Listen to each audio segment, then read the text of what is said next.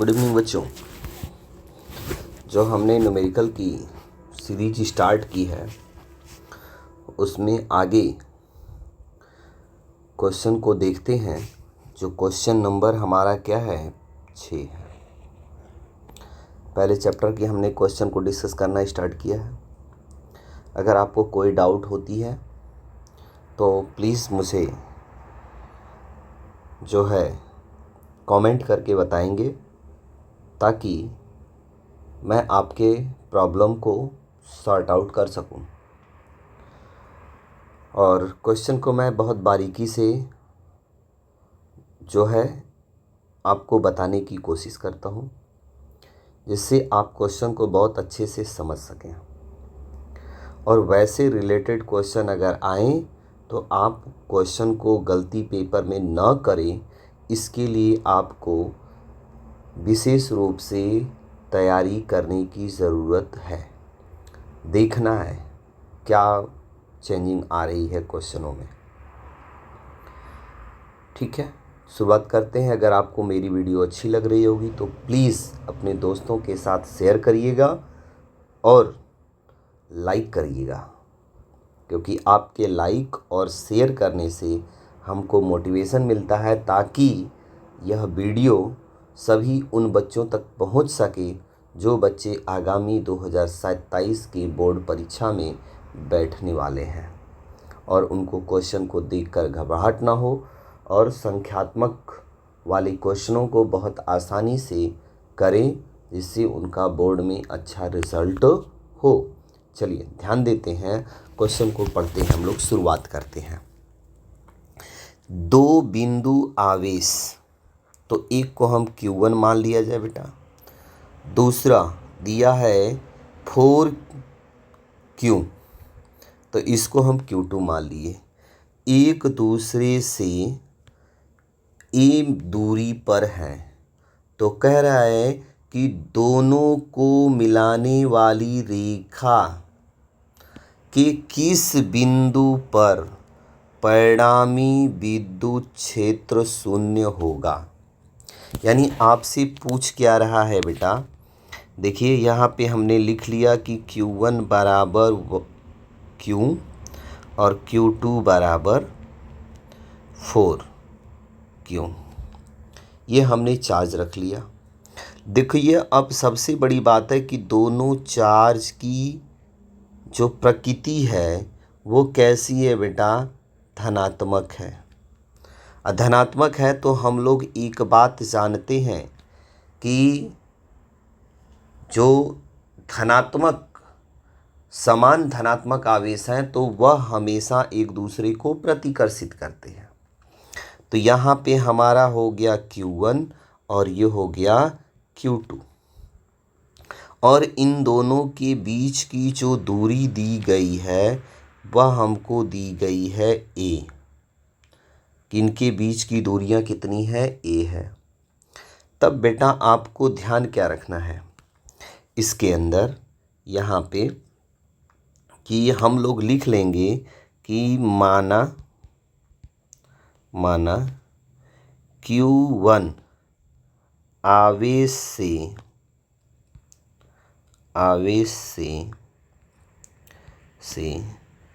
x दूरी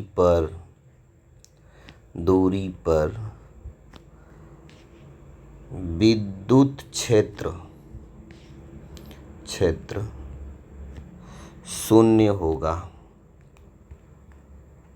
क्या होगा, शून्य होगा। ठीक है, हमने यह मान लिया। तो यहाँ पे बेटा क्या करेंगे, ध्यान दीजिएगा कि यहाँ पे एक बिंदु ले लिया, इससे कितनी दूरी है, x दूरी है। तो दूसरी दूरी कितनी होगी बेटा, a माइनस x, जो बच गया वही होगा। तो पूरा a था तो में से x को घटा दिया तो बचा कितना, x माइनस a। अब ध्यान दीजिएगा एक एक बात को कि जब यहाँ पे आवेश 0 होगा तो पहले आवेश के कारण विद्युत क्षेत्र E1 और दूसरे आवेश के कारण विद्युत क्षेत्र E2, और यह एक दूसरे को प्रतिकर्षित करते हैं और यहाँ पे परिणामी विद्युत क्षेत्र का मान क्या है बेटा, 0 है। तो उस केस में परिणामी विद्युत क्षेत्र बराबर अगर हमको 0 लेना है, इसका मतलब है कि E1 बराबर E2 होगा। ठीक है, यानी यह जो विद्युत क्षेत्र होगा E1 बराबर E2, तब ध्यान देंगे हम लोग कि इसके बराबर होगा बेटा K Q1 बाई कितनी दूरी है, x दूरी है, तो x का स्क्वायर, फिर K इंटू Q2 बाई कितनी दूरी है बेटा, तो a माइनस एक्स का होल स्क्वायर। यह दूरी हो गई। तब सवाल को देखते हैं ध्यान से, पूरी बात को रखते हैं हम लोग। k से k तो कैंसिल आउट हो जाएगा। Q1 की वैल्यू हम लोगों ने क्यों लिखा है बेटा, तो ये हो गया एक्स स्क्वायर बराबर जो होगा क्या चीज़, 4Q by a minus x का होल स्क्वायर। क्लियर। तब ध्यान दीजिएगा बेटा यहाँ पे कि कल क्या होगा हमारे पास, तो यहाँ पे Q सी Q क्या हो जाएगा, कैंसिल आउट हो जाएगा बेटा।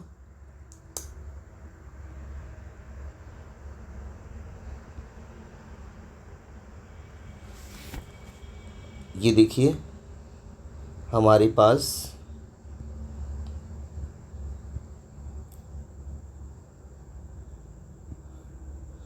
क्या हो जाएगा, मैं क्या बता रहा था कि थोड़ा सा ये देखिए, ये यहाँ पे Q1 था हमारा, ये Q2 था और ये यहाँ पे x दूरी थी बेटा। ठीक है, x दूरी पे था यहाँ से, तो इधर जो दूरी बची थी वो हमारी कितनी बची थी, वो a माइनस एक्स बची थी। और यहाँ पे विद्युत क्षेत्र E का मान 0 है, यानी इधर की तरफ जो विद्युत क्षेत्र होगा इसका E1 हो जाएगा और इसका जो विद्युत क्षेत्र होगा E2 होगा। और जब ये परिणामी विद्युत क्षेत्र का मान 0 है तो हम लोग यहाँ पे लिखेंगे कि x बराबर, यहाँ पे लिखा था क्या चीज़ कि E1 बराबर E2, E1 बराबर E2 हम लोगों ने लिखा था। ध्यान दीजिएगा, जब E1 बराबर E2 लिखा था तो वैल्यू क्या था, हम लोगों ने लिखा था KQ बाई एक्स स्क्वायर बराबर 4Q बटे R, यहाँ पे a माइनस एक्स का स्क्वायर का होल स्क्वायर। ये हो गया। तो देखिए यहाँ पे k से k तो कैंसिल आउट हो जाएगा, q से q कैंसिल आउट हो गया, बचा क्या बच्चा, 1/x का स्क्वायर बराबर क्या हो जाएगा, 4/a माइनस एक्स का होल स्क्वायर। इतना हो गया। अब देखो इसको इधर से जब भेजेंगे तो ये हो जाएगा बेटा रूट, यानी आ जाएगा 1/x equal to 2/a minus x. Clear. अब इस x का करेंगे क्रॉस मल्टीप्लिकेशन, तो ये हो जाएगा बेटा 2x equal to a minus x. तो अब देखिए ध्यान से कि x को इधर ट्रांसफ़र कर देंगे तो क्या मिलेगा, 3x बाई बराबर a, यानी x बराबर a/3। इसका मतलब क्या हुआ, इसका मतलब ये हुआ बेटा कि इस Q1 आवेश से जिसकी वैल्यू Q है और इसकी वैल्यू 4Q है, तो Q से जो है, Q से कितनी दूरी पर बेटा, तो Q से वह आएगा a/3 दूरी पर विद्युत क्षेत्र की वैल्यू 0 होगी। तो Q4 यहाँ पे जो है 4Q से दूरी भी अगर पूछी जाए तो क्या लिखेंगे हम लोग, से दूरी, तो यह हो जाएगा a माइनस a/3, यानी वैल्यू आ जाएगा 2a/3। 3 दूरी पर किससे विद्युत क्षेत्र का मान 0 होगा। ठीक है, आपको बहुत अच्छे से समझ में आया होगा, आई होप।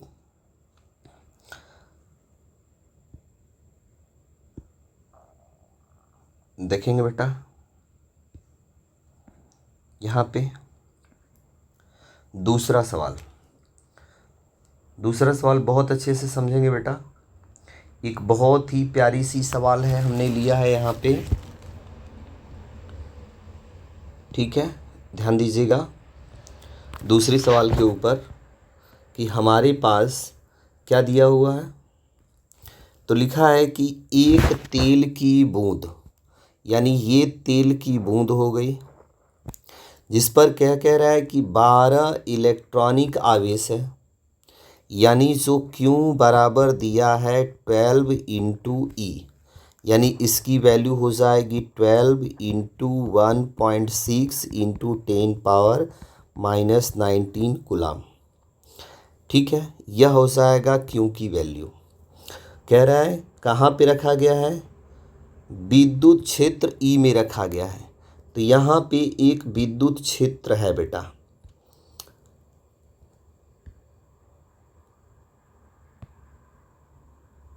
एक, ठीक है। तो ध्यान दीजिएगा यहाँ पे एक विद्युत क्षेत्र है इस तरीके से। इस विद्युत क्षेत्र में जो है, इस विद्युत क्षेत्र में हमने क्या कर दिया है कि एक जो है,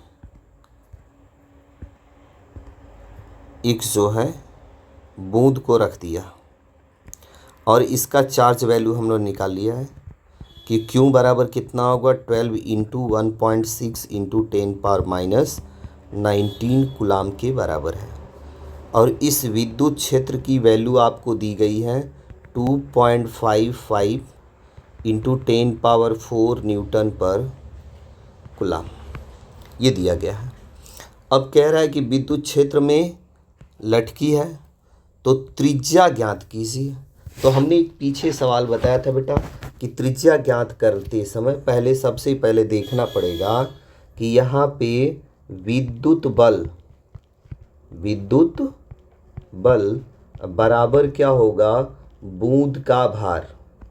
क्या होगा बेटा, बूंद का भार, यह बराबर होगा। इसका मतलब है E इंटू क्यू बराबर होगा M इंटू जी के। और यह गोला है तो गोले का तो हम वॉल्यूम जानते हैं बेटा कि V इक्वल टू होता है 4/3 पाई आर क्यूब। तो यहाँ पे द्रव्यमान है और द्रव्यमान बराबर होता है आयतन गुणा घनत्व। ठीक है, तो हम लोग लिख लेते हैं EQ इक्वल टू क्या चीज़, V इंटू रो इंटू जी, और V की वैल्यू यहाँ से रख दिया जाए तो EQ is equal to 4/3 pi R cube into rho into G. अब हमें R की वैल्यू कैलकुलेट करनी है, तो R की वैल्यू को कैलकुलेट करने के लिए बेटा हमें क्या करना पड़ेगा, ध्यान दीजिएगा। तो हम लोग इसको R इक्वल टू, देखिए क्या लिखेंगे हम लोग, बहुत ध्यान समझिएगा।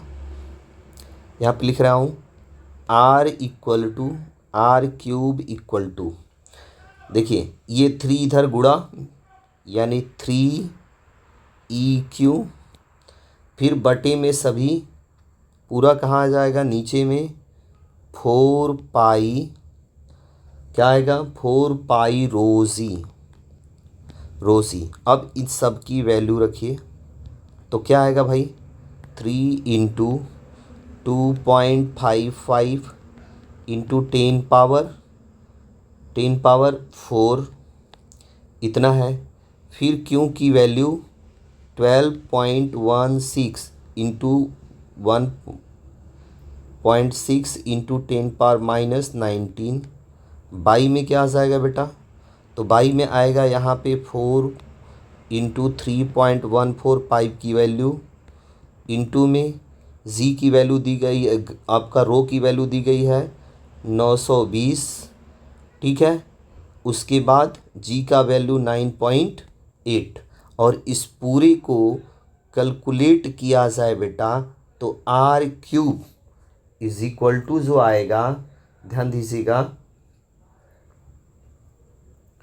ठीक है।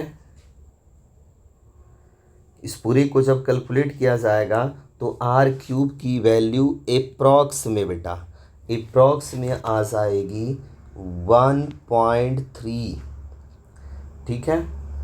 आर क्यूब की वैल्यू जो होगा 1.3 इंटू 10 पावर जो आएगा 10 पावर -18 के इक्वल। तो आर की वैल्यू जब निकालेंगे बेटा तो आर इक्वल टू आ जाएगा 1.1 इंटू 10 पावर -6 मीटर के इक्वल। बहुत अच्छे से समझ लीजिएगा, इस तरीके से सवाल कभी कभी पेपर में पूछी जाती है। ओके।